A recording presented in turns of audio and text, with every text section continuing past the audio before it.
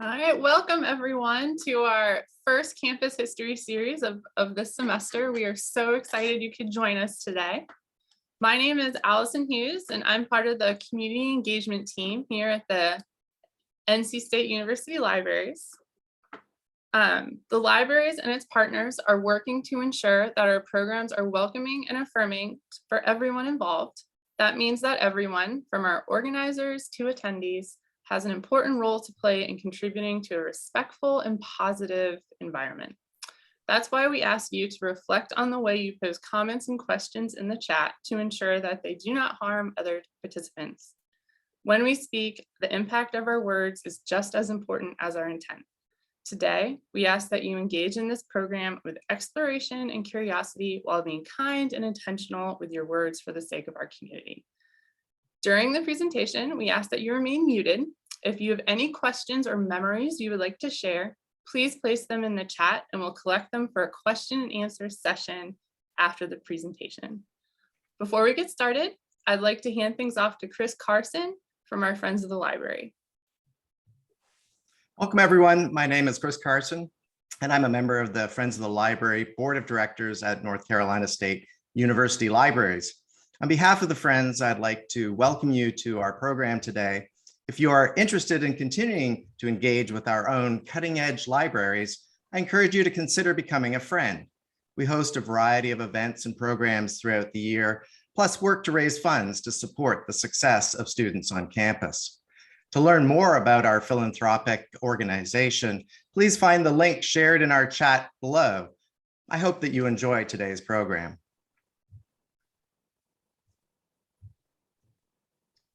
Good afternoon, everyone. My name is Andrea Sellers, and I am the Assistant Director for Regional Engagement with your NC State Alumni Association. I want to say thank you all for joining us today, and I want to give a special thank you to those who are members of the Alumni Association. Your support helps for us to be able to provide programs like these and to support the endeavors of delightful programs like NC State Libraries. Thank you again for joining us. Now to introduce our speaker, Christina Wytko Marchington. Christina is the Educational Programs and Communications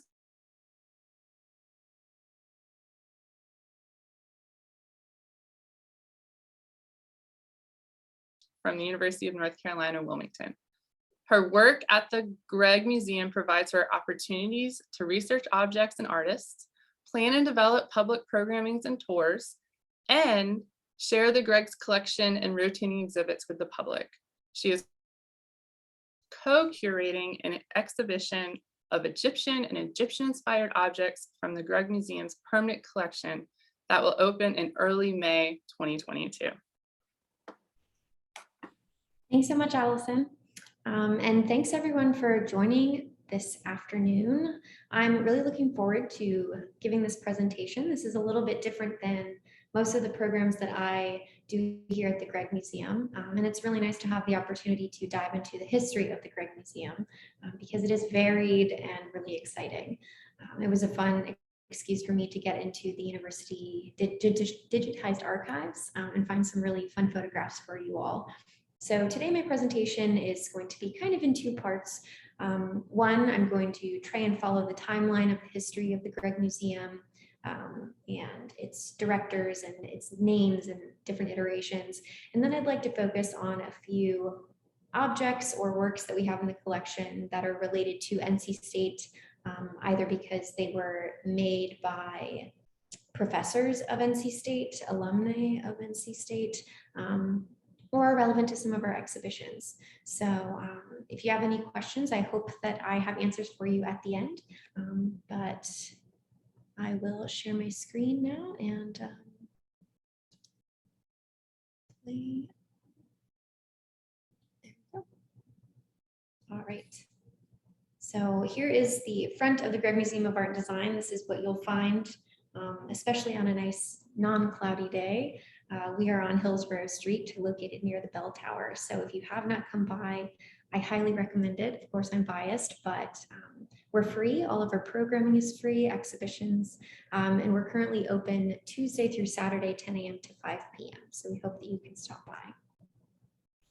So I'd like to start at the very beginning, as one does, and this is in the mid-1960s. So North Carolina State University Chancellor John T. Caldwell, seen here on the left, and Henry Kempenhofer, who was Dean of the University's School of Design, which is now the College of Design, they designated a committee to acquire art that would enliven and enhance the campus. And so initially, they used funds from what is known as the Harrelson Bequest, and that committee began acquiring works from the North Carolina Artist Exhibition, which was held regularly at the North Carolina Museum of Art. And so during this time, the Erdl Cloyd Student Union began presenting a series of traveling exhibitions and display of works of art by students, which is in this photo here, probably mid to late 1960s. So when a new student center opened in 1971, which was later named Talley Student Center, after the former Vice Chancellor of Student Affairs, Banks C. Talley Jr., the exhibitions program continued there and began featuring works by local artist groups or loaned from services such as the Smithsonian Institution Traveling Exhibition Services. So by the end of the 1970s, the plan to acquire art to adorn spaces around campus had begun to evolve into more of an idea that art should be collected as a tool for study. And in 1979, Ben F. Williams was appointed NC State's first curator of art and charged with building a collection that reflected the curricula of the university's School of Design and its College of Textiles, Engineering and Humanities and Social Sciences. So not only should students, faculty, and staff benefit from the art as an inspiration, but the collection can serve as a resource for the community and the region as well. And that's something that we're still doing today. We have a global textile class that comes every Friday, and they get to really get close to these works in person. So the curator's mission included expanding and enhancing the exhibitions program in the Student Center, establishing a community group to fund and identify sources for acquisitions, and ultimately building an art museum for NC State. And among the first donors were Henry and Mabel Kempenhofer. And during his years as the founding dean of the School of Design, Dr. and Mrs. Kempenhofer had collected avidly from design school faculty and staff, as well as from dealers and artists that the couple had encountered in their travels. So this image here is a painting by Stuart Duncan, who was actually a professor in the School of Design at the time. And their gifts to the university established a precedent for the type and quality of work to be accepted in the future, and helped ensure that work by early faculty of the School of Design and a select number of talented students would remain in the university. And this painting is another example by George Byerline, who was also a staff member. So when Ben Williams retired in 1981, Dr. Charlotte B. Brown, now Charlotte Wainwright, was hired as curator of art. So one of her first actions was to establish Friends of the Gallery as a support organization with an advisory board of directors and art acquisition committee. And by the mid-1980s, the Office of the Curator had grown to include additional staff, and the visual arts program was established with Charlotte Brown as director and curator.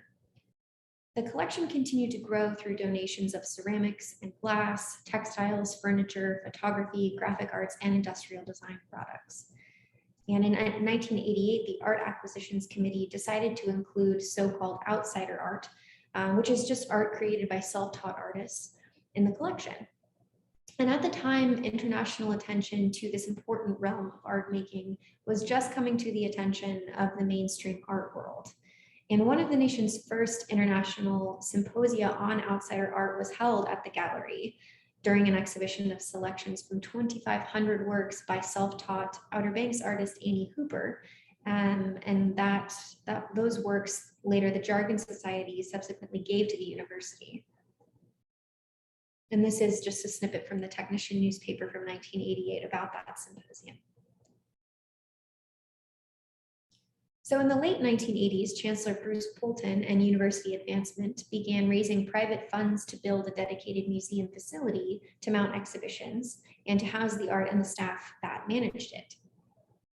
So construction began in 1990, and in 1992, a new visual arts center officially opened as an annex to the Student Center. The building included galleries, offices, workrooms, and storage for a collection that by then included some 5,000 objects. So here are two images from the opening ceremony of the Visual Arts Center. And on the right is Barbara Ward Grubb, who was curator of art at the time. And this is just an image of the outside of Talley Student Center, where the Visual Arts Center used to be. So in 1998, the Visual Arts Center was renamed the Gallery of Art and Design. And 2 years later, the gallery, along with the university's theater, dance, and music departments, formed what is now Arts NC State in order to jointly promote and support these cultural programs. In 2006, the Gallery of Art and Design was renamed yet again as the Gregg Museum of Art and Design after two major benefactors, John and Nancy Gregg. And they were two of the most dedicated and loved supporters of this collection. And John was a graduate of the College of Textiles and was also a member of NC State's Board of Trustees. And Nancy Gregg was a leader in the Raleigh arts community and a longtime docent at the North Carolina Museum of Art. So in early 2009, Gregg Museum Director Dr. Charlotte Wainwright retired after 27 years of service to the visual arts programs at NC State. Her legacy continues to support the Gregg through the Charlotte B. Brown Educational Outreach Endowment, and that was established in 2004 to provide annual funds for artist talks, lectures, symposia, and other educational opportunities for students and the greater community. So Dr. Lynn Ellis was then the curator of the collection, kind of also as interim director until the search committee hired Roger Manley, who was the new and is still the current director of the Gregg Museum, and he was hired in June 2010. So Roger Manley has curated exhibitions for over 40 other institutions, and he had formerly served as the curator of the Gallery of Art and Design in the 1990s before returning nearly a decade later to lead the museum. To make way for a complete renovation of Talley Student Center, the NC State Board of Trustees voted in November 2010 to move the Gregg Museum of Art and Design out of Talley and into the soon-to-be vacated historic Chancellor's Residence. And they approved an adjacent 15,200 square foot addition to the house and to house the Gregg's galleries and collection. And so this is just a model made by the architecture firm and is pretty honest and truthful to what it looks like today. So in February 2011, the Board of Trustees approved the formation of the Gregg Museum campaign and announced the selection of the Freelon Group, which is now Perkins and Will, as architects for the new facility. And we're located, like I said, at the north end of Raleigh's Pullen Park and directly across the street from Memorial Bell Tower, right at the main entrance of campus. So the Freelon Group is also the architecture firm that designed the African-American Smithsonian Museum in DC, and it's an incredible building if none of you have had the chance to see it in person or see an image. So the campaign for the new museum space received its first naming gift from none other than Nancy Gregg that same month after the plans were approved. So major funding from the Wingate Foundation and numerous other sources enabled the campaign to achieve its fundraising goal, and construction was underway in July 2015, and the new building was completed in the spring of 2017, and the first exhibitions greeted the visiting public in August of that year. So we've recently celebrated our 4th birthday in the current iteration of the museum. So the Gregg Museum of Art and Design, when it was moved to the Chancellor's Residence, became the next phase in the legacy of the beautiful historic site, that part of the building, and in the history of NC State University. So the renovation of the residence retained as much of the character of the original building as possible, while adding to its significance by creating spaces in which the Gregg Museum's extensive art collection and rotating exhibitions can be presented. So this here is a picture of some of the original plans of the Chancellor's Residence from 1927. They were designed by Hobart Upjohn. And here's an image shortly after the Chancellor's Residence was completed in 1929. So our office spaces are actually, I'm currently on the 2nd floor of this building. So the residence really has a rich history all its own, given that 10 families have lived there and left their mark on the house itself. And the campus architect, Hobart Upjohn, was the architect for multiple churches in North Carolina and was also the grandson of Richard Upjohn, who was the architect for Trinity Church on Wall Street in New York. When the house was built, NC State University, then known as State College in 1927, the university only had 1,400 students and only 21 of them were women. So the total cost of building the house in 1928 was $29,997.38. And the legislature had approved funds for construction to, quote, not exceed $30,000. And so they came within $2.17 of that amount, which I think is pretty funny and impressive. And it took approximately 180,000 bricks to construct the historic residence. And those bricks were supplied by the Cherokee Brick Company. The site of the house was chosen specifically to represent a junction of town and gown, and is known to this day as the gateway to NC State's campus. And the house is designed to have two faces, following in the tradition of many country estates. So the public facing entrance, which is what you're seeing now, has a portico opening under a staircase, and the more open light-filled entrance to the rear right here overlooks a natural view in this case, which is the Gregg Garden, which is still the case.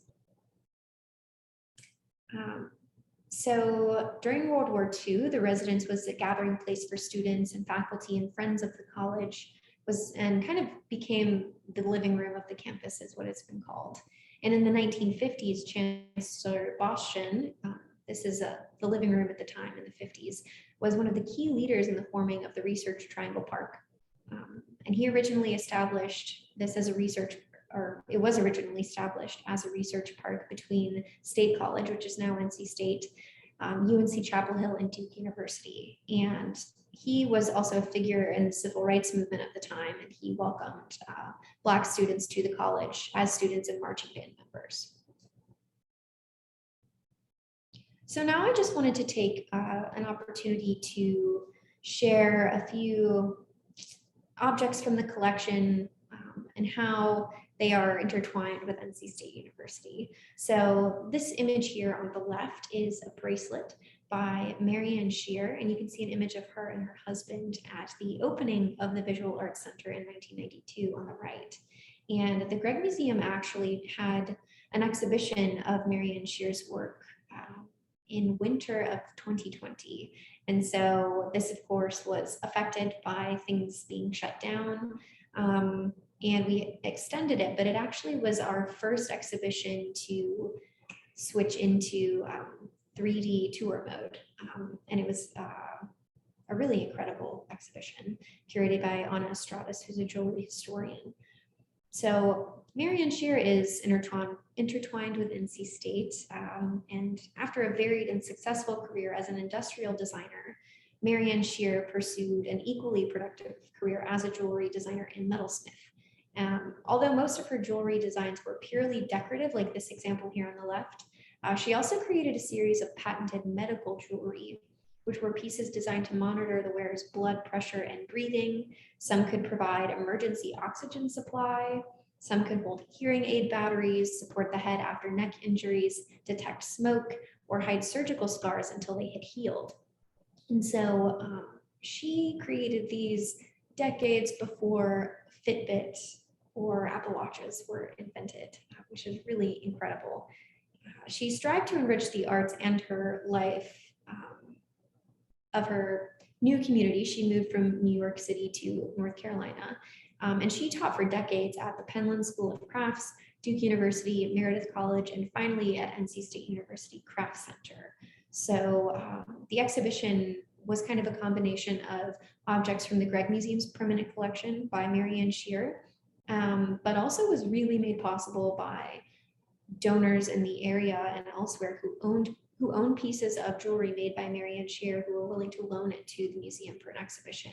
And you can find that on our virtual exhibitions page on the Gregg website. And I'll put that in the chat a little later so you can click it, but it's definitely worth checking out.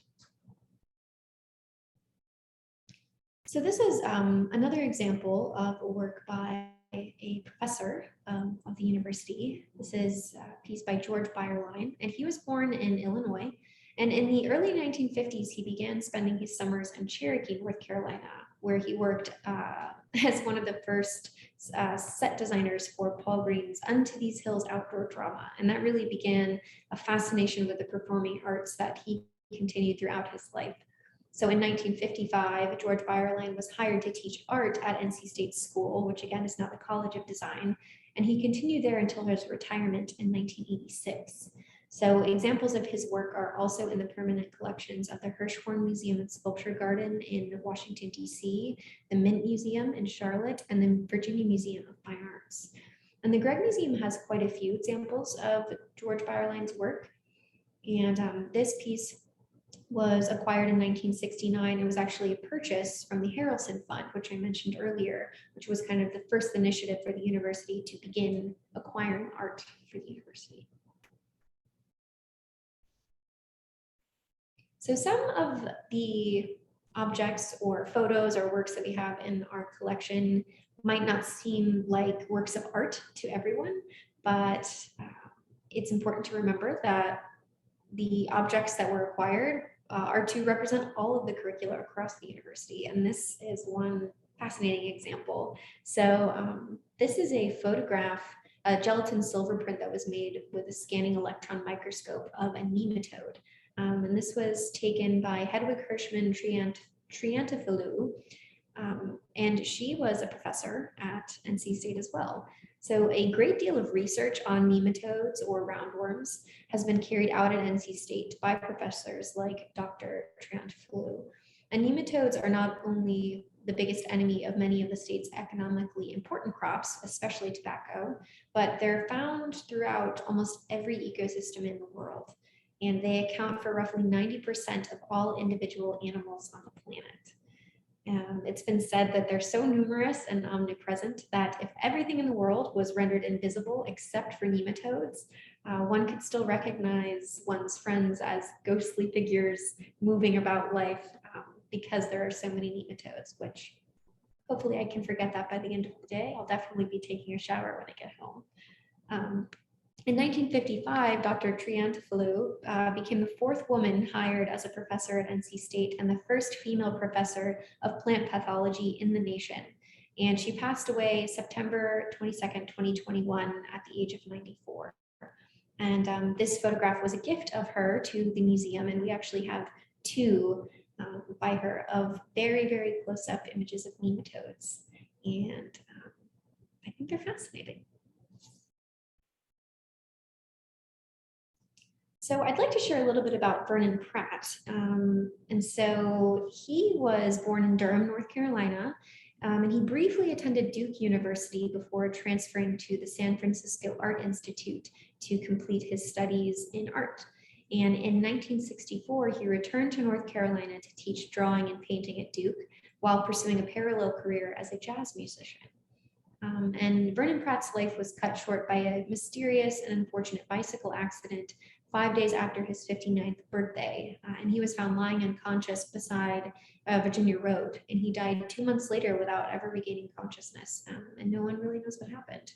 But he left a studio filled with thousands of enigmatic paintings and sculptures in which it's really possible to trace his development from early figurative naturalism to sharply distilled hard-edged images like this one in black, white, and shades of gray that involved an approach that he called systematic abstraction.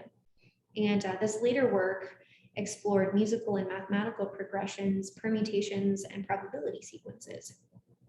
And so although Vernon Pratt was never a student or instructor at NC State, Professor of Film Studies Marcia Gordon, along with Louis Cherry, directed a documentary about all the possibilities of filling in 16ths, 65,536, which you see here. And these were paintings that the artist completed between 1980 and 1982. And all the possibilities of filling in 16ths was exhibited for the first time in 2018 at the Gregg Museum, where all 256 panels consisting of 65,536 painted squares were hung floor to ceiling on 3 walls in a single gallery space. So this, in my opinion, is one of the most fascinating uses of Gregg Museum space that I've seen, and I'm really glad that it's documented in this way. And it's just amazing that the Gregg has gone from no space at all, or taking up walls in student centers and student unions, to having its own incredible state-of-the-art facility to be able to pull off things like this. So I wanted to mention an alumnus of NC State, Chris Hondros, and he majored in English in the College of Humanities and Social Sciences at NC State, and he graduated in 1993. He, while he was a student at NC State, was a pretty prolific photographer for the Technician. And if you're interested or able, you can search in the digital archives at the library, just Chris Hondros, and you can see almost every photograph that he took while working for the Technician and Agromech yearbook. And he took photos of daily student life. He took photos of big events where important figures would come to campus. He photographed Carl Sagan speaking. He photographed President George Bush arriving. Pretty much anything that went on during his time at NC State, he was taking pictures of it. And after he left NC State, he went on to complete a master's degree in visual communications at Ohio University before becoming a staff photographer for Getty Images. And unfortunately, he was killed on the morning of April 20th, 2011, while photographing in Misrata, Libya, which is a photograph you see on the left. Chris Hondros was born in New York City to immigrant Greek and German parents who were child refugees after World War II, and he grew up in Fayetteville, North Carolina. But as a professional war photographer, he worked in most of the world's major conflict zones of the last 2 decades, including Kosovo, Angola, Sierra Leone, Afghanistan, Kashmir, the West Bank, Iraq, and Liberia. And his work appeared on the covers of Newsweek and The Economist, and on the front pages of the New York Times, the Washington Post, and the Los Angeles Times. Chris Hondros received dozens of awards, including top honors from World Press Photo in Amsterdam, the National Pictures of the Year competition, Visa pour l'Image in France, and the John Faber Award from the Overseas Press Club in New York. And in 2004, he was a finalist for the Pulitzer Prize for his work in Liberia with this photograph of Joseph Duo, who was a rebel fighter. And in 2006, he was awarded the Robert Capa Gold Medal, war photography's highest honor, for exceptional courage and enterprise in his work from Iraq. In 2007, he was named a hero of photography by American Photo Magazine for his ongoing coverage of the Iraq War. And in 2008, he was a National Magazine Award finalist for his photo essay, A Window on Baghdad, which you can find on JSTOR, if you have access, and possibly through Google as well. And Chris Hondros had solo exhibitions of his photography at the Gregg Museum of Art and Design this past fall, 2021, and that actually closed in January of this year, and in spring of 2005. And he will be long missed by all of his friends here at NC State. Anytime his work was on view at the gallery, he would take the time to stop by and talk to students about it. And we were very fortunate when we had his exhibition up this winter to welcome many classes in. And I think it's a really great example that art can be really anything. I know a lot of students weren't really expecting to see conflict photography or photojournalism in a museum context, but that's kind of what the Gregg Museum is all about. We have examples of war photography, we have ceramics, we have folk art, we have outsider art made by self-taught artists. We have a lot of art made by North Carolina artists. We have a huge photography collection of over 10,000 photographs, examples of design, including vacuums and telephones and shoes, and we have really a little bit of everything. I don't know if you believe me yet, but in the 90s, I mentioned earlier, the collection was about 5,000 objects, and we are now nearing 40,000 objects, which is about 4 times the size of the collection of the North Carolina Museum of Art, which is pretty incredible. So we're constantly working to make sure that the collection is available to faculty and staff and students for research or teaching purposes, because of course that's one of our main goals in our mission. But for the most part, we don't really have a space dedicated like most museums where it's the same thing all the time. The Gregg is constantly moving and changing and has rotating exhibitions.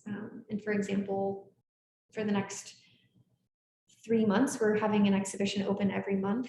We actually just had an exhibition open last week called Frankly Craig Near Distance. And this is also an exhibition of work related to NC State's College of Design. So Frankly Craig graduated in 1977 with his degree in architecture from the College of Design, and was not only an architect, but a musician and a painter and photographer.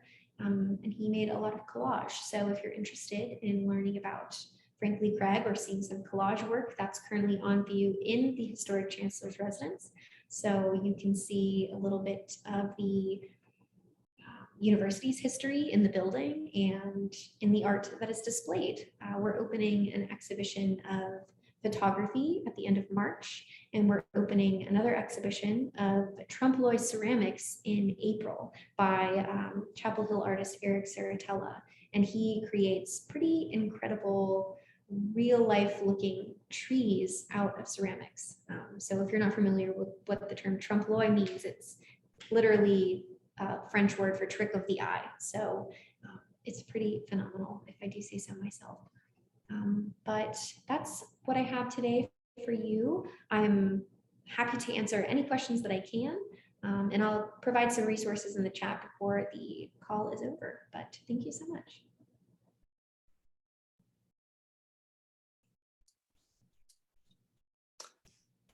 Thank you so much, Christina. So at this time, we'd like to open it up for questions for Christina. I will start with one. I was curious, do you ever have guest exhibits or for your exhibitions? Are the materials, are there guest materials, or is everything you show part of the collection? Great question. Thank you. No, we do a little bit of everything. So our current exhibition that just opened, I don't think any of that is in our permanent collection. These were provided from the estate of the artist. Sometimes we combine works that are loaned to the museum from either individual artists or other institutions, and combine that with objects from our collection. That's what you'll see in Across the Threshold of India, photographs by Martha Strawn, that opens at the end of March, and it features her photographs and some of our objects from our permanent collection related to India and that time period, and these cultural elements that are represented in the photographs. And sometimes we have exhibitions that come from other institutions.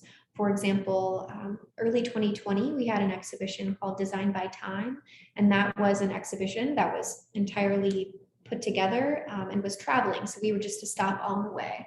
So it's a little bit of everything. Sometimes we curate in-house just with only our permanent collection and only our staff. Sometimes we pull in guest curators from outside the organization to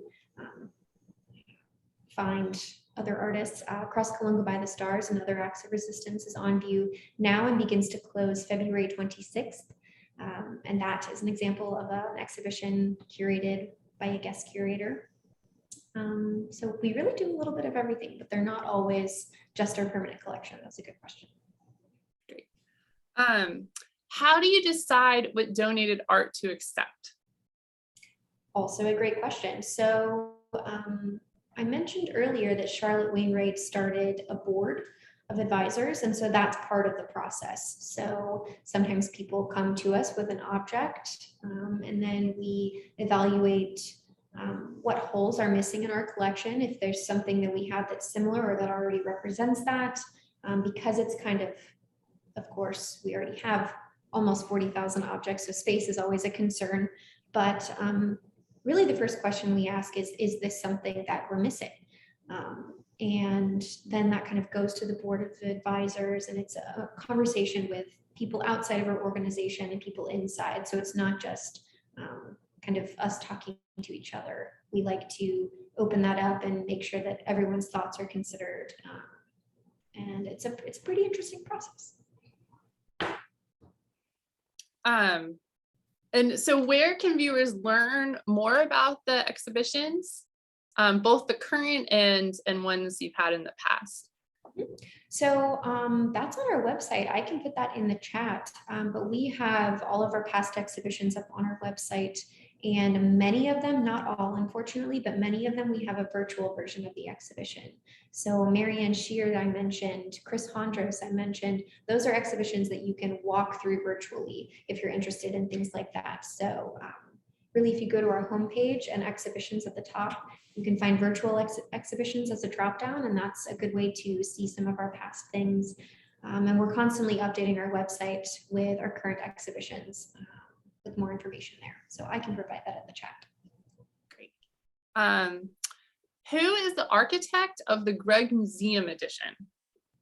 So the edition, the architect was the Freelon Group, which is now Perkins and Will. Now, give you a moment to add that information in the chat. Yeah, thank you.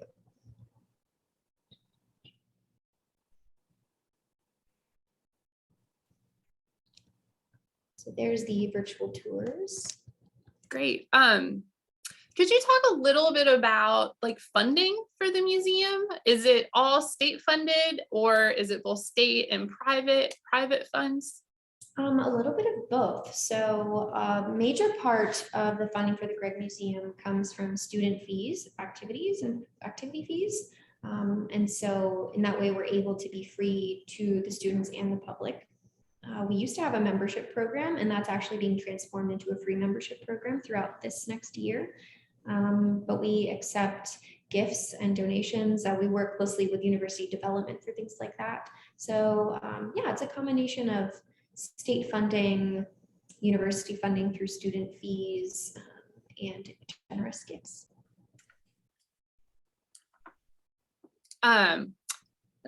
So another comment, I remember an amazing exhibition of Ronaldo Hewler's work in the old space. Is his work in the collection? And can you share some of the story of that show? It's a great question. You can actually search our entire collection database online. And so if you're interested to know if an artist that was represented at one point is in our collection, you can look that up here. I just put that in the chat. But I actually don't have any personal anecdotes about that exhibition. I was probably a baby at the time, to be honest, so I don't have any personal info relevant to that, and I'm sorry, but you can search for that artist in the collection, and I can see what other information we have about that show. Most of them are well documented, so I should be able to find something. Great. With so many objects in the collection, where do you keep them? And how do you find them when you need them for an exhibition or to lend? Great question. So we have basement storage, which is pretty incredible. And there's these shelving units that you can kind of turn and you move them on a track. So they're not always open shelves like you might find in the library. You move them out of the way to create more space, because space is definitely limited and is very precious. So we have a combination of, if we have textiles, they're often rolled up on these tubes that are hung up, and so that helps to store things. We have objects that are smaller, so they go in drawers, and then we have some larger objects sometimes that are on shelves in collection. And then things that are hanging or that are framed, there is a type of storage that's like this large cage-like thing that pulls out on a track, and you can hang things on either side with some hooks. So it's really all about saving space while also protecting the art. So that is in our second basement below. And in terms of finding things when you need them, everything has an accession number. So throughout the presentation in my captions, I had like a 3-part number with decimals in parentheses. And so that is how we find things. And so things will be organized by those numbers, by the type, and we can find in the database where that might be located in order to track it down. And it's important to remember, I kind of talked throughout the presentation about the different iterations of the museum, that also involved moving the collection multiple times. And so over the years, as the collection grew, it became much more of it. I mean, moving 5,000 objects is a huge move. And now we have almost 40,000.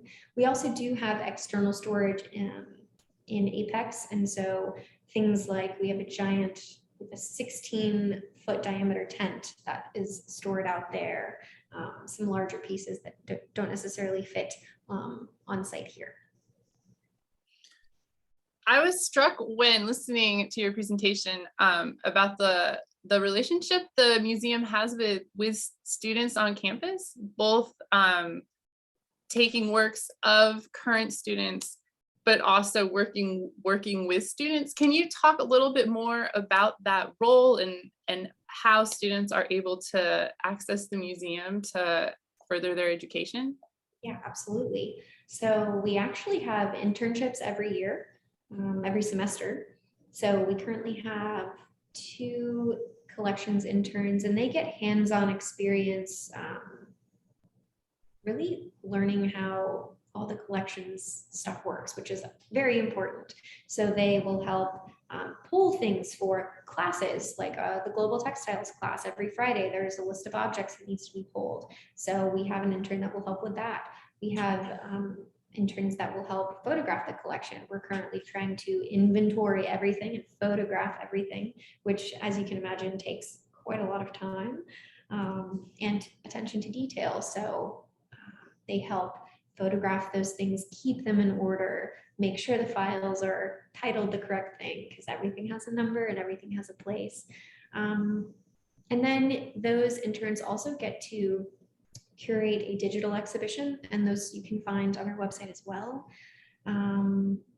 Yeah, in terms of internships, they get some really cool hands-on experiences, especially because we can't make the collections area open to the public. And so it's a pretty incredible opportunity when a class or a professor can bring the class to collections for one of those learning experiences, or you can be an intern and experience those things hands-on. I started my museum trajectory as an intern with the Philadelphia Museum of Art, and it was a really incredible experience. It is hard when most internships are either just for class credit or are unpaid, but the experience that you gain is really, really priceless. And so I'm a huge proponent of internship opportunities. We also, like I said, all programs and all visits are free for students. I know when I was in college, I took advantage of anything that was free. And I wish that I went to a university that had a museum. So it is pretty incredible that this is here. And we're really not discouraged when we hear, oh my gosh, I didn't know this was here, because they know now. So we try to get new students in all the time. We have introductory English classes that come, and it's great to see that all kinds of classes, not just art history classes and not just studio art classes, can use our exhibitions and use our collection for teaching, because that was kind of the whole purpose in the beginning. Thank you. So Laura Watley asked, do you collect from international artists, or is it just within the United States? Great question. That's one thing that it was so hard to nail down what I wanted to include in the presentation. I'm pretty confident that we have examples of art from every inhabited continent in the world. We have quite a beautiful collection of Native American and Indigenous art. We have textiles and art objects and masks and things from many cultures in Africa, many time periods. We have American and European and all kinds of painting, photography. It's kind of hard to think about what we don't have, which is why it is hard to decide when we bring something into the collection, because we are really filling up all those spots. But yes, we collect international artists and cultures, and we really just try to get as much as we can, some representation. So yeah, I also work the social media account for the Gregg Museum. And so if you're interested, you can follow along there. And this month we've been focusing on posting objects from our collection that were either made by makers of African descent or in the African diaspora, makers that are represented in our current exhibitions. And so because we're photographing our collection, we already have photographs, but we're making really nice new ones. We're working to make those available to everybody. So if you're interested to see what we have, you can keep up there because I try to keep it fun and post a little bit of everything. Great. We have a memory that Candy Beal would like to share. She said years ago when John McWee mounted the Little Black Dress Show, my daughter was chosen to model a vintage Dior little black dress. Mary Shear loaned necklaces for the show. Elizabeth Beal wore Waterfall, a piece that was awe-inspiring and later went to the Smithsonian and was valued at $100,000. So that sounds like a really awesome exhibit to be a part of. Yeah, the Mary and Shear exhibition was pretty incredible. All right, well, I think that is all the questions we have. I don't see any other coming in. So I want to thank you so much, Christina. I know I learned a lot about the Gregg. I was a student here and I've been on this campus for over 5 years and I learned so much more about the Gregg. So thank you so much for your great presentation. Thank you. We do have our next campus history series on March 16th, and that is the history of women's sports at NC State. We'll go ahead and drop that link in the chat for you guys. And we also have a program survey that we're going to drop in the chat. We are doing a raffle with this survey, and we will be giving away oh gosh, it's not going to work with my background, but we'll be raffling off the show and tell exhibit collection for the Gregg. So complete that survey and you'll be entered into that raffle to win one of these books. Yeah, thank you everyone for attending today, and thank you, Christina, for a great presentation. Thank you. We actually have a virtual program tomorrow evening at 6 o'clock with artist Renee Stout. And she has work that's in our current exhibition, Cross-Skull and Goodbye the Stars and Other Acts of Resistance. And like I said, that's free. You can find that on our programs page on our website, and registration is free. So I hope that you're able to join us there and see kind of what our programming is all about. But thank you so much for having me as a representative for the Gregg Museum. I hope that you guys can come stop by. Yes, definitely.